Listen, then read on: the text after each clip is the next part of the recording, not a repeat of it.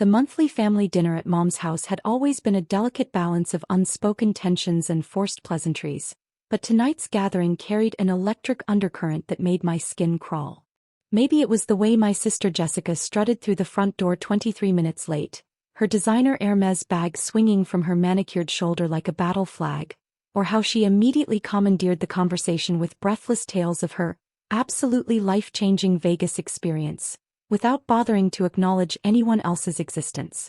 I'd been sitting quietly at the familiar dining room table, mechanically working through Mom's overcooked pot roast while listening to the usual family dynamics play out around me. Dad dominated discussions about his golf handicap improvements. Uncle Mike regaled everyone with stories from his construction business that nobody particularly wanted to hear. Mom fussed over every minor detail of the meal preparation like she was hosting foreign dignitaries instead of the same relatives who gathered here every third Sunday of the month. "You literally cannot imagine the suite they gave me," Jessica announced, sliding into her usual chair directly across from me with theatrical flair. Top floor of the Bellagio, floor-to-ceiling windows overlooking the fountains, 24-hour champagne service, Egyptian cotton sheets that probably cost more than most people's monthly rent. It was absolutely divine. Mom's face transformed into that particular expression of maternal pride she reserved exclusively for Jessica's accomplishments, real or imagined. "My successful daughter deserves nothing but the finest things in life." I continued cutting my meat into precise, uniform pieces, saying nothing. At 29 years old, I'd developed an almost scientific understanding of family dinner dynamics. Silence was survival. Questions led to comparisons. Comparisons led to humiliation. Better to maintain my role as the invisible family member who occasionally contributed polite murmurs of agreement when directly addressed. Jessica was the golden child, the marketing manager with the impressive-sounding job title at a mid-tier advertising agency, the Instagram-perfect lifestyle carefully curated to project success and sophistication. She possessed that particular type of magnetic personality that commanded attention in every room she entered, the kind of effortless confidence that made people assume she must be important simply because she acted like she was. I was the other daughter. The boring government employee who lived in a modest one-bedroom apartment in Arlington and drove a 10-year-old Honda Civic with a dent in the passenger door from a grocery store parking lot incident I'd never bothered to repair. My wardrobe consisted entirely of conservative business attire purchased from department store clearance racks. My social media presence was non-existent. My accomplishments, such as they were, remained largely invisible to my family because they'd never bothered to ask about the specifics of my work. "Jessica, tell them about the shopping expedition," Dad prompted eagerly, refilling her wine glass to the brim while my own sat conspicuously empty. The stories she was telling me earlier were incredible. Jessica's green eyes lit up with the fervor of someone about to deliver her favorite performance. "Oh my God, the shopping situation was absolutely insane. I spent something like $22,000 over 3 days. Completely new wardrobe from boutiques that don't even display prices because if you have to ask, you can't afford it. Custom jewelry from this designer who works exclusively with celebrities. Spa treatments that cost more per hour than some people make in a week." I felt like an actual celebrity the entire time. My fork paused halfway to my mouth. $22,000. On a marketing manager's salary that I knew from previous family conversations, topped out around $60,000 annually before taxes. The mathematics didn't compute, even accounting for credit card debt or savings depletion. "How exactly did you manage to afford all that?" I asked quietly, immediately regretting the question when every head at the table swiveled toward me with expressions ranging from surprise to annoyance.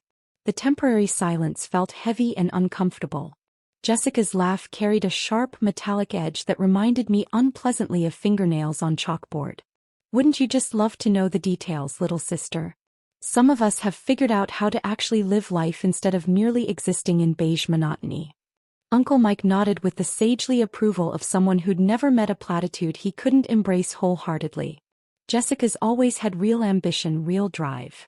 Not like certain people who seem perfectly content with boring desk jobs that lead absolutely nowhere. The familiar sting of family disapproval washed over me like ice water. They'd never understood my career choice, never bothered to investigate what my boring government job actually entailed. They knew I worked for some branch of the Treasury Department, something that involved computers and extensive paperwork. They found it mind-numbingly dull, thoroughly unimpressive, certainly nothing that could compare to Jessica's dynamic marketing career with its client lunches and creative campaigns. Speaking of terminally boring careers, Jessica continued, clearly warming to her favorite theme, how's your little government paper-pushing situation progressing? Still shuffling forms around in some windowless office somewhere. It's going well, I responded automatically, falling back on the neutral responses I'd perfected over years of family gatherings. Well, she repeated with exaggerated incredulity. Jesus Christ, could you be any more pathetic? Don't you have any ambition whatsoever? Don't you want to accomplish something meaningful with your life instead of wasting away in bureaucratic obscurity? Mom immediately jumped into the conversation with her characteristic enthusiasm. Jessica just received another promotion opportunity. Senior Regional Marketing Director position. She'll be managing accounts worth millions of dollars and supervising a team of 12 creative professionals. Jessica preened under the attention like a peacock displaying its plumage. Meanwhile, certain people are apparently still struggling to make ends meet on entry-level government salaries at the advanced age of nearly 30. I wasn't quite 30 yet, but correcting Jessica's timeline would only invite more ridicule. I'd learned through painful experience that factual corrections were interpreted as defensive behavior, which encouraged further attacks. The real difference, Jessica continued, leaning forward conspiratorially like she was about to share state secrets, is that I've developed multiple income streams. Smart investment opportunities, cryptocurrency portfolios, strategic financial moves that your average government drone wouldn't possess the sophistication to understand or execute. He was lying. I could detect deception in her body language with the practiced eye of someone whose professional responsibilities included interrogating financial criminals. Jessica's eyes shifted slightly left when she fabricated stories, her voice pitched half an octave higher than normal. Her gestures became more animated to compensate for the lack of genuine conviction behind her words. But my family had never learned to read Jessica's tells. They absorbed her elaborate fictions with the same enthusiasm they'd shown for her childhood fairy tales. After dinner concluded, I dutifully helped Mom clear the dishes while Jessica held court in the living room, regaling everyone with increasingly elaborate Vegas anecdotes. Each story seemed to feature higher dollar amounts, more exclusive venues, more celebrity encounters that probably existed only in her imagination. As I loaded the dishwasher with mechanical efficiency, I noticed Jessica's oversized purse sitting open on the kitchen counter, positioned carelessly next to the coffee maker. Her leather wallet was clearly visible, stuffed thick with what appeared to be an unusual number of credit cards. Too many credit cards for any reasonable person to carry. I recognized several of them immediately. The distinctive blue Chase Sapphire Preferred card that I'd applied for 18 months ago specifically for its travel rewards program. The sleek silver Capital One Venture card with its unique geometric design pattern. The red Bank of America card that I kept exclusively for emergency situations.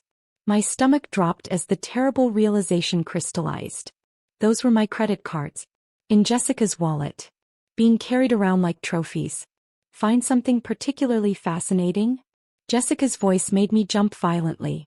She'd materialized in the kitchen doorway with the silent grace of a hunting cat, arms crossed defensively across her chest. Those are my credit cards, I said quietly, fighting to keep my voice steady. Prove it, she replied with a smirk that contained absolutely no trace of shame or guilt. I could have provided immediate proof. I knew every account number by heart, could recite the 3-digit security codes from memory, had the monthly statements saved on my phone with detailed transaction histories. But I also understood with crystalline clarity that evidence wouldn't matter here, not with this audience, not in this house where Jessica's version of reality always took precedence over objective facts.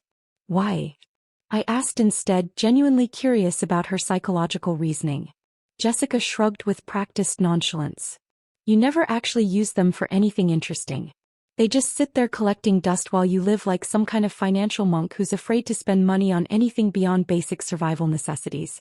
I figured I'd put them to productive use for once in their miserable existence. That's theft, I said simply. It's borrowing. From family. God, you're so fucking dramatic about everything. She grabbed her purse with deliberate casualness and sauntered back to the living room, where I could hear her launching into yet another fabricated tale about private gambling rooms and complimentary bottle service. I remained in the kitchen, hands trembling slightly as I retrieved my phone and accessed my banking applications. The financial damage exceeded my worst-case scenario projections. All 3 credit cards had been systematically maxed out with surgical precision.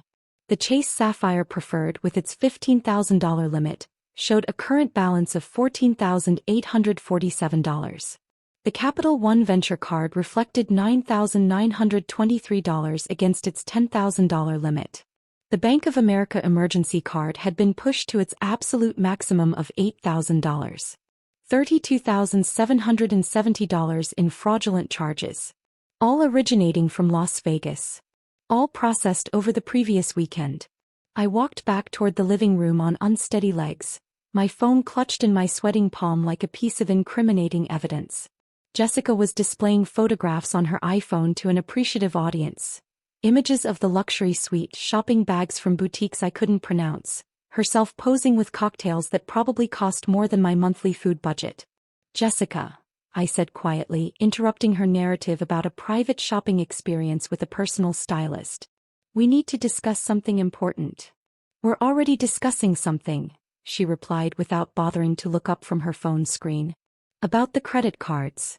The living room fell silent with the abrupt finality of a theater curtain dropping. Jessica finally raised her eyes to meet mine, her expression shifting from casual amusement to sharp-edged annoyance. "What about them? You stole them from my apartment. You committed credit card fraud. You need to immediately pay back every cent you spent." Jessica's laugh was harsh and ugly, devoid of any genuine humor. "Or what exactly? You'll run crying to mommy? You'll call the big bad police?"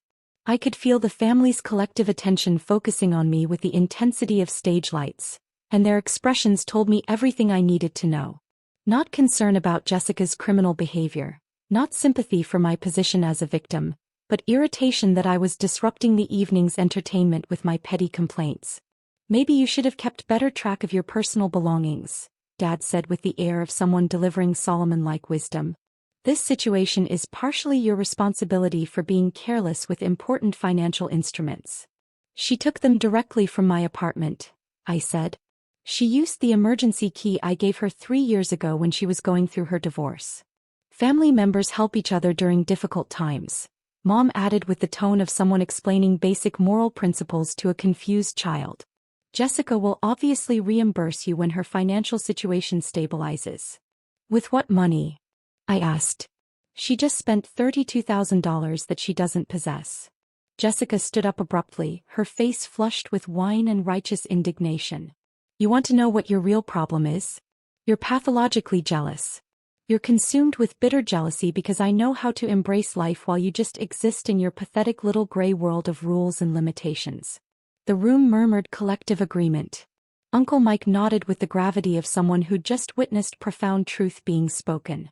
Aunt Linda made sympathetic clucking noises about the tremendous stress of Jessica's demanding career. $32,000, I repeated, as if the specific number might somehow penetrate their willful blindness. "I maxed out your cards in Vegas," Jessica laughed triumphantly, pulling the crumpled receipts from her purse and waving them above her head like battle flags. "What's a broke loser gonna do?" The family erupted in spontaneous applause. Dad raised his wine glass in an impromptu toast to Jessica's boldness. Mom clapped her hands together with genuine delight at her daughter's spirited defiance of conventional limitations. I looked around the room at these people who were theoretically bound to me by blood, who were supposed to love and protect me, who should have been outraged by what had been done to me. Instead, they were celebrating my victimization, cheering for the person who had robbed me, treating financial crimes like entertaining dinner conversation. I said calmly, "I'll file the report." The laughter continued unabated. They interpreted my statement as an empty threat, the desperate bluffing of someone who lacked any real power or authority. Jessica wiped tears of mirth from her carefully made-up eyes. "File whatever pathetic paperwork makes you feel better," she said dismissively. "Who's going to believe your sad little story? Who's going to care about some nobody government drone claiming her successful sister stole her credit cards?" I didn't respond to her taunts. I gathered my coat and purse, said goodbye to absolutely no one, and drove through the darkness back to my modest apartment in Arlington. Once there, I sat at my small kitchen table with my laptop computer and began composing a detailed report that would change everything. What my family didn't know, what they'd never bothered to inquire about despite 6 years of employment, was the precise nature of my boring government job. They understood that I worked for the Treasury Department in some capacity, but they'd never asked which specific division. They knew my daily routine involved extensive computer work, but they'd never questioned what exactly I was investigating. I was a senior criminal investigator for the Financial Crimes Enforcement Network, commonly known as FinCEN. For the past 6 years I'd been tracking money laundering operations, bank fraud schemes, credit card fraud rings, and sophisticated financial crimes that crossed state and federal jurisdictional boundaries. My specialty was following digital money trails through complex international networks, identifying patterns that revealed criminal enterprises, and building prosecutable cases against financial criminals who thought they were untouchable. Jessica had just committed multiple federal felonies against a federal law enforcement officer whose specific expertise involved prosecuting exactly these types of crimes. The incident report took me nearly 3 hours to complete with the thoroughness it demanded. I documented every relevant detail: the theft of the physical credit cards from my apartment using Jessica's retained emergency key, the precise dates and amounts of each fraudulent transaction, the admissions of guilt she'd made in front of multiple witnesses, her refusal to provide restitution, her explicit acknowledgement that the charges were unauthorized. I attached comprehensive supporting documentation: screenshots of my banking records showing the fraudulent charges, photographs of the receipts she'd displayed as trophies, a detailed timeline of criminal activity, witness contact information for everyone who'd been present during her confessions. By Monday morning at 8:47 a.m., the case had been officially assigned to a specialized team of federal agents who handled financial crimes against federal employees. Not local police officers who might be persuaded to treat this as a family dispute, not state investigators with limited resources. Federal agents with unlimited jurisdiction and the authority to make arrests anywhere in the United States. Jessica's Las Vegas spending spree had crossed multiple state lines, involved numerous financial institutions headquartered in different states, and violated several federal banking regulations simultaneously. The charges would include credit card fraud, identity theft, conspiracy to commit fraud, theft from a federal employee, and interstate transportation of stolen financial instruments. The investigation proceeded with the mechanical efficiency of a well-oiled machine. Jessica had been remarkably sloppy in her criminal methodology, leaving a paper trail that a first-year forensic student could follow. She'd used the stolen cards at dozens of Las Vegas establishments, always signing her own name instead of attempting to forge my signature, never making any effort to conceal her identity or disguise her activities. Her confidence in her own invulnerability had made her careless. My immediate supervisor, Deputy Director Martinez, called me Tuesday morning at 9:15 a.m. "This case is obviously personal," he said without preamble. It wasn't a question that required an answer. "It's also unambiguously criminal," I replied. "Do you want to recuse yourself from the investigation? Let another agent handle the prosecution." I considered the option for approximately 5 seconds. "No, sir. I can maintain complete professional objectivity. This situation is going to become extremely complicated when your family realizes who you actually are." He was absolutely correct. When the arrests happened, when the family finally understood that their boring government drone was actually a federal law enforcement officer with the authority to pursue felony prosecutions, the dynamics would shift dramatically. Wednesday afternoon at 2:33 p.m. my personal phone rang. Mom's contact photo appeared on the screen. "Honey, something absolutely terrible has happened to Jessica. Men in dark suits came to her office this morning. They arrested her in front of all her colleagues and clients. They mentioned bank fraud and federal charges. This has to be some kind of horrible mistake." "It's not a mistake," I said calmly. Extended silence. "Then, what do you mean it's not a mistake?" "I mean I filed a comprehensive report with the appropriate federal authorities regarding the theft of my credit cards and the subsequent fraudulent financial transactions." You actually called the police on your own sister?" "I contacted federal law enforcement regarding multiple felony crimes that were committed against me." "Federal law enforcement?" Mom's voice sounded faint and distant. "Sweetie, what exactly do you do at your job?" I'd been waiting 6 years for someone in my family to ask me that specific question. I'm a senior criminal investigator for the Financial Crimes Enforcement Network, Mom. I investigate bank fraud, money laundering, credit card fraud schemes, and other financial crimes that fall under federal jurisdiction. What Jessica did to me represents a textbook case of interstate credit card fraud. The silence stretched so long I began to wonder if the call had been disconnected. You're actually a federal agent? I'm a federal criminal investigator with arrest authority. I've held this position for 6 years. But you always said you worked with computers and paperwork. You said your job was boring administrative work.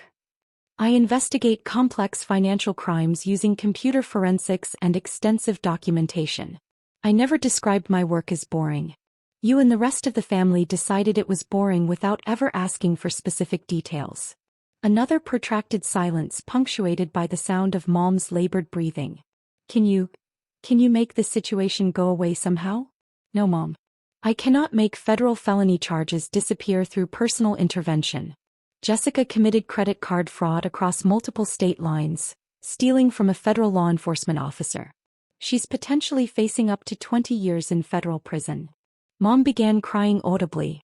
But she didn't know. She didn't know what your job was. She knew she was stealing from me. She knew she was committing fraud. My specific employment doesn't make theft more or less illegal under federal statutes. But she's your sister. And I'm the federal agent she committed multiple felonies against. Thursday morning brought another call, this time from Dad at 7:42 a.m. The lawyer Jessica hired says she's in extremely serious legal trouble. Real serious. He says the federal prosecutor assigned to her case is pushing for maximum sentences on all charges. That assessment sounds accurate. You have to help her somehow. You have to talk to your colleagues, explain the family situation. I cannot and will not attempt to interfere with an ongoing federal investigation. But you work with these people. You know how the system operates. Dad, I am these people. I'm the primary investigating officer. I'm the victim of record. And I'm the federal agent who built the criminal case against Jessica. The words seemed to impact him like physical blows, each revelation hitting harder than the last. You're the one who did this to her? She did this to herself when she chose to steal $32,000 from me. She was planning to pay you back eventually. With what money? She doesn't possess $32,000. She was never going to provide restitution. She made a mistake. People make mistakes. Federal felonies aren't mistakes, Dad.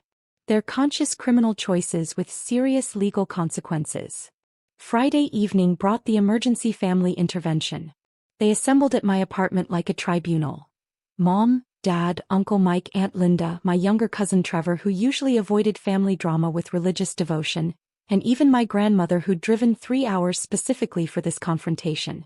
We need to have a serious conversation, Mom announced when I opened the door, her tone suggesting I was about to receive a lecture on moral obligations and family loyalty. I let them file into my small living room, prepared coffee for everyone who wanted it, and settled into my reading chair to wait for the inevitable arguments. You have to find a way to drop these charges, Dad began without preamble. Jessica made some poor decisions, but she doesn't deserve to spend decades in federal prison. I cannot drop federal charges. That authority doesn't exist within my jurisdiction. You're being vindictive and cruel, Uncle Mike accused with the righteousness of someone who'd never been robbed by a family member. You're using your government position to punish Jessica for being more successful than you. I'm enforcing federal law without regard to personal relationships. She's family. Mom pleaded with genuine desperation. You don't send family members to prison over money.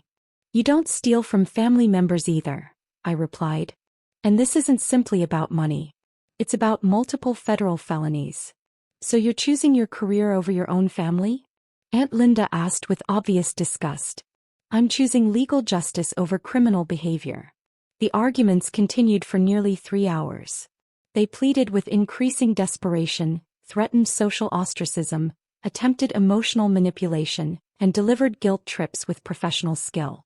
They accused me of jealousy, vindictiveness, cold-hearted ambition, and betrayal of fundamental family values.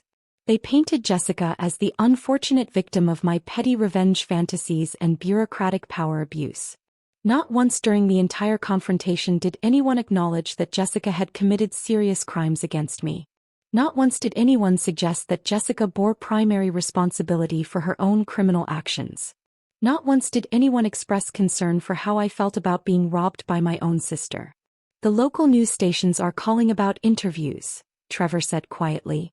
He was the only family member who hadn't actively attacked my character. They want to do a story about the federal agent who prosecuted her own sister. Everyone stared at me with accusation and horror in their eyes, as if I'd somehow orchestrated media attention for personal aggrandizement. This publicity is going to destroy our family's reputation in the community, Mom said with obvious anguish. People will think we're a family of criminals. Jessica is a criminal, I said. She committed multiple federal felonies that are documented with overwhelming evidence. Because of your vindictive prosecution. Dad exploded with rage. If you hadn't pressed charges, none of this nightmare would be happening. If Jessica hadn't stolen from me, none of this would have been necessary. The trial was scheduled for 3.5 months later. Jessica's defense attorney, a competent criminal lawyer named Robert Kim, attempted every possible legal strategy. He argued that Jessica had believed she possessed implied permission to use the cards. He suggested that family financial disputes shouldn't involve federal law enforcement. He claimed that I was abusing my official position for personal vengeance.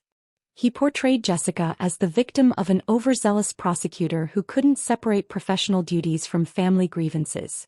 None of these arguments could overcome the physical evidence.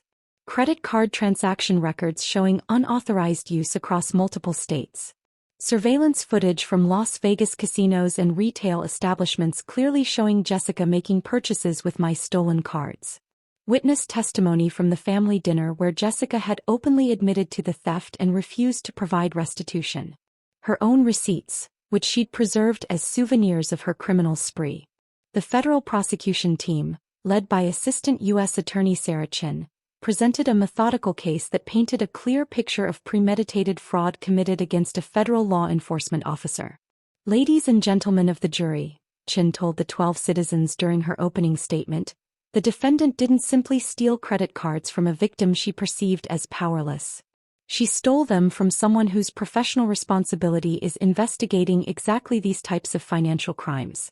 She was so confident that her victim couldn't or wouldn't seek justice, so certain that family relationships would protect her from legal consequences, that she kept the receipts as trophies. She bragged about her crimes to multiple witnesses. She showed complete contempt for federal banking laws and the authority of federal law enforcement. Jessica's defense attorney tried to portray me as the real villain in this situation, the cold, calculating sister who'd destroyed her own family for the sake of career advancement. Agent Thompson had options, defense attorney Kim argued during his opening statement. She could have resolved this as a private family matter. She could have arranged a payment plan, sought family counseling, pursued civil remedies. Instead, she chose to unleash the full power of federal law enforcement against her own sister. She chose her badge over her blood, her career over her family. When I took the witness stand, Kim attempted to undermine my credibility with questions about proportionality, family loyalty, and abuse of governmental authority. Agent Thompson, don't you believe that 20 years in federal prison represents grossly excessive punishment for what your sister viewed as borrowing money from family? Mr. Kim, federal sentencing guidelines exist to ensure consistent application of justice regardless of personal relationships. Credit card fraud is a serious federal crime whether it's committed by strangers or family members. But surely you could have resolved this situation through private negotiation? A structured payment plan, perhaps. The defendant stole $32,000, showed no remorse for her actions, possessed no means to provide restitution, and expressed no intention of attempting repayment. Private resolution was not a realistic possibility. Did you consider the devastating impact that prosecuting your sister might have on your family relationships? I looked directly at Jessica, who was sitting at the defense table with tears streaming down her carefully made-up face. For the first time since this entire ordeal began, she appeared genuinely frightened rather than angry or defiant. Mr. Kim, my family relationships were already devastated. They were destroyed the moment my sister decided that stealing from me was acceptable behavior because she perceived me as weak and powerless. They were further damaged when the rest of my family chose to celebrate her criminal actions instead of supporting me as the victim of those crimes. The jury deliberated for exactly 47 minutes before returning unanimous guilty verdicts on all counts: credit card fraud, identity theft, conspiracy to commit fraud, theft from a federal employee, and interstate transportation of stolen financial instruments. Jessica received a sentence of 8 years in federal prison. The presiding judge, the Honorable Patricia Williams, explained her reasoning with crystalline clarity. "Ms. Thompson, your crimes were not committed from desperation, financial necessity, or mental incapacitation. They were committed from pure greed and arrogant assumption of immunity from consequences. You stole from your own sister, someone who had trusted you with access to her home and personal belongings. You showed no remorse, no acknowledgement of wrongdoing, and no intention of providing restitution. Most significantly, you committed these federal crimes against a law enforcement officer, demonstrating complete disregard for federal authority and the rule of law. This sentence reflects both the seriousness of your criminal choices and the need to deter others who might believe family relationships exempt them from legal accountability." The family's reaction was entirely predictable. At Jessica's sentencing hearing, Mom stood up and screamed at me across the federal courtroom. "She was your sister. How could you destroy your own sister like this?" I wanted to scream back, "How could she rob her own sister?" But I maintained the professional composure that had served me throughout my career in federal law enforcement. After the sentencing concluded, I returned to my apartment and poured myself a generous glass of wine. My phone had been ringing constantly throughout the day, reporters seeking quotes, family members delivering ultimatums, co-workers offering support or asking procedural questions. I ignored every call and sat quietly in my living room, reflecting on the previous 8 months of legal proceedings. I didn't feel vindicated or satisfied by the outcome. I felt tired, sad, and emotionally drained. I'd lost my family connections, but I'd preserved my integrity and professional ethics. I'd enforced federal law without favoritism, but at enormous personal cost. My supervisor called that evening at 9:47 p.m. "How are you holding up after today, Thompson?" "I'm managing adequately, sir." "No, you're not managing adequately. Nobody could handle this situation without significant emotional impact. I'm ordering you to take accumulated vacation time." "That's not a request. I'd prefer to maintain my normal work schedule." "I know you would prefer that. Which is exactly why I'm making this mandatory. Take 3 weeks minimum. Go somewhere restful. Let the media attention dissipate." "That's a direct order." I took 3 weeks and drove alone to the Smoky Mountains of Tennessee. No internet connectivity, no cellular service, just hiking trails and clear mountain air that helped clear my head. When I returned to Washington, the news cycle had moved on to other stories and controversies. Jessica served 5.5 years of her 8-year sentence before being released to a federal halfway house. She never contacted me during her incarceration, never apologized for her actions, never acknowledged that her criminal choices had consequences beyond my vindictive prosecution.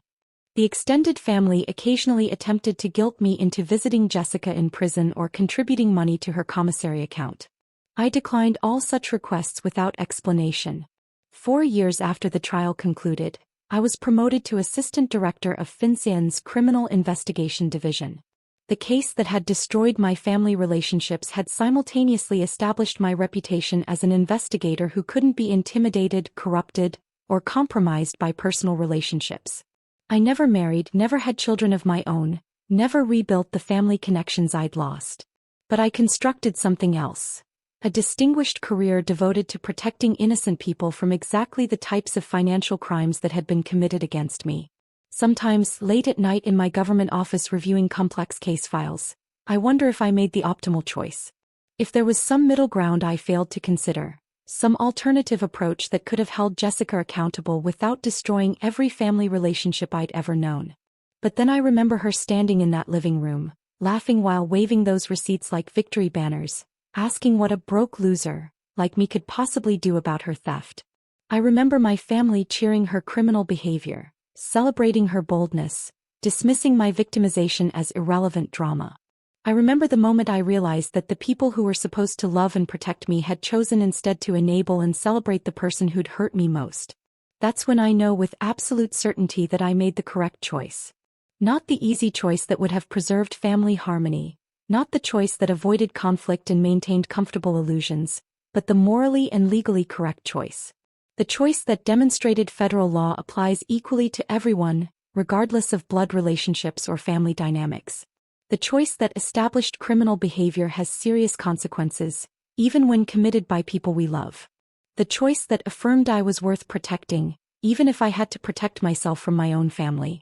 Jessica learned that family relationships don't provide immunity from federal prosecution. I learned that sometimes doing the right thing costs everything you thought mattered most. But it's still the right thing, and I would make the same choice again without hesitation.